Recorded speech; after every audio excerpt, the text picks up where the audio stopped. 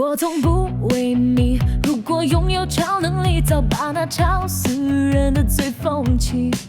如果能够自己解决问题，何必还在原地哭泣？不要一直说大道理，嘴巴闭闭，能不能给点实用的建议？什么叫哭？解决不了问题，不就是因为解决不了才哭泣？与其用死掉的逻辑在那边放屁，还不如帮忙解决问题。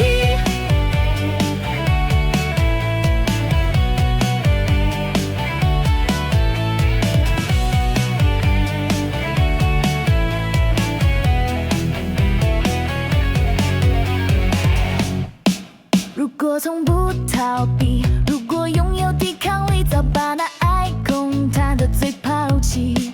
如果能够一起解决问题，就别一直攻击，何必？不要一直说大道理，嘴巴闭闭，能不能给点实用的建议？什么叫哭？解决不了问题，不就是因为解决不了才哭泣？